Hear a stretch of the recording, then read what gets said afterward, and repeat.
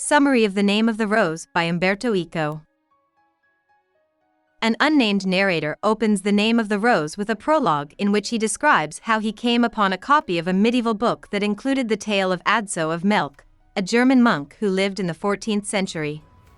It's unclear to the narrator whether the text is real or whether the amazing story it tells is true, but he has chosen to translate and share it in Italian anyway. The manuscript is split into 7 days, with 8 sections on each day.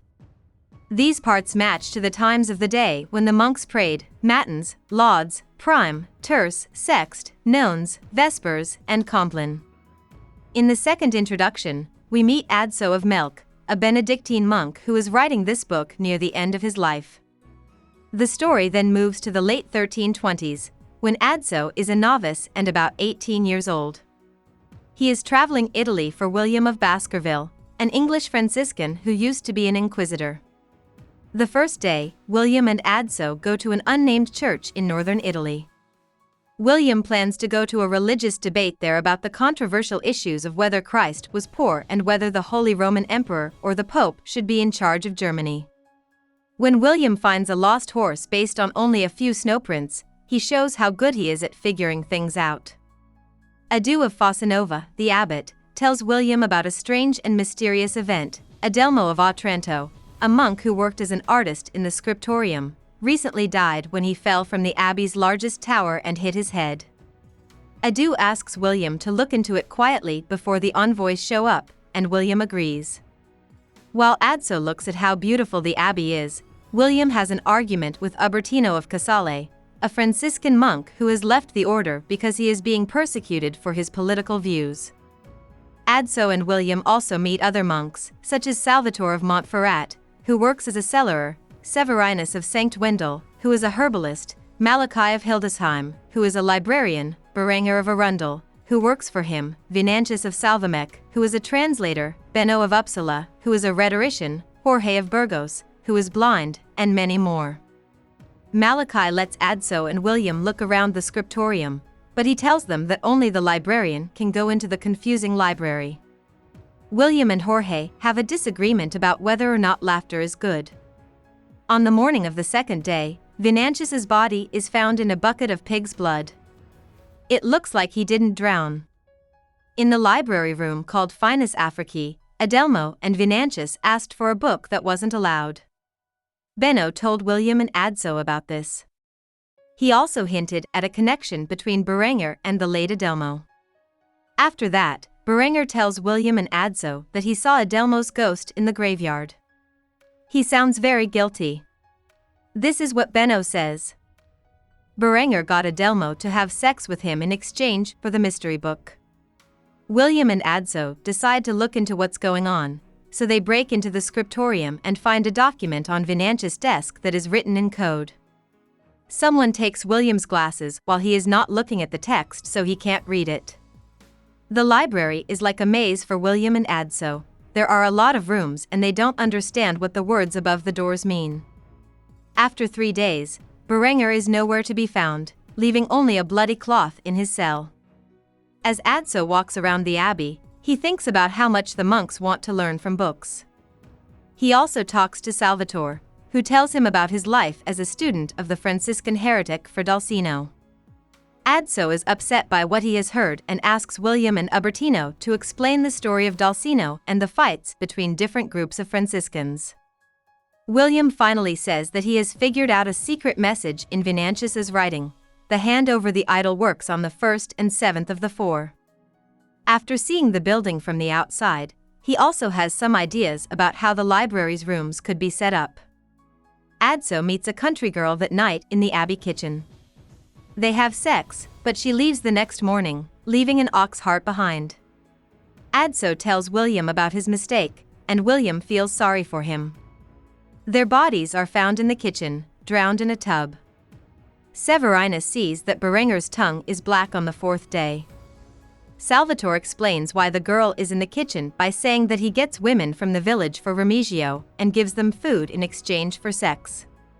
Severinus finds the stolen glasses in Berenger's pocket and gives them back to William.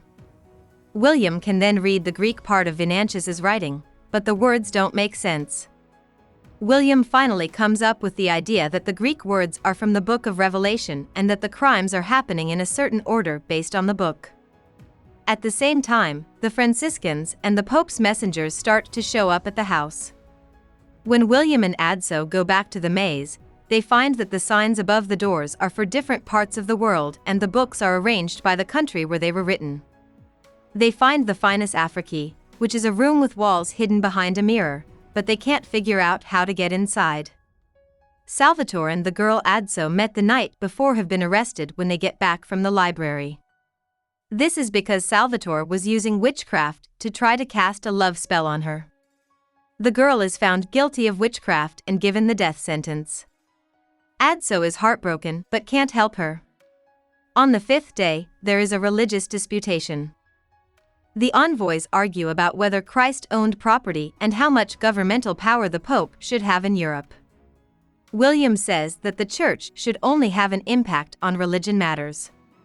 Severinus tells William that he found a strange book in his library, but he is killed before he can say anything else.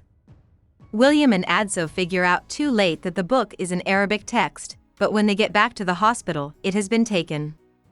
While being questioned by Bernard Gouet, an interrogator, Remigio gives a fake confession of killing the people. Benno says he took the book and gave it back to Malachi. In his speech that night, Jorge says that the Last Judgment is coming soon and scolds people who want to know more than God meant. Malachi died on the sixth day, and his fingers are also black. Even though Bernard said the case was ended, this clearly shows that Remigio is not the killer. While Adso is sleeping in church, he thinks of the Feast of Cyprian, a Latin carnival comedy called the Coena Cypriani. This makes William remember to check the library directory, and sure enough, the strange book does have a copy of the Coena along with other texts. By looking at the handwriting in the book, William figures out that there is another librarian who isn't named in the official record. When he tells Adu what he has found and asks to see the strange book, the abbot tells him to stop looking into things. William and Adso go back to the library even though the abbot told them not to and find the secret passage to the Finus Africae. That night, on the seventh and last day, William and Adso arrive in the end of Africa. They find Jorge there, and he tells them that he has been in charge of the library for decades and that Malachi follows his orders. He also admits to killing the people. He poisoned the book pages, which killed Venantius, Berenger, and Malachi, which is why their fingers and tongues were black, and he told Malachi to kill Severinus. The killings didn't follow a trend in the Bible. Jorge has done all of this to keep the secret of the Finus Africae safe. The room contains the sole copy of the long-lost second book of Aristotle's Poetics, a work on comedy that he believes would destroy religion and society's order. He doesn't want William to take the book, so he eats the poisoned pages himself. During the fight that follows, Jorge breaks a lamp and sets the library on fire. The fire quickly gets out of hand and destroys not only the library but also the whole house. After the damage, the monks go their separate ways, and Adso goes back to his home in Melk.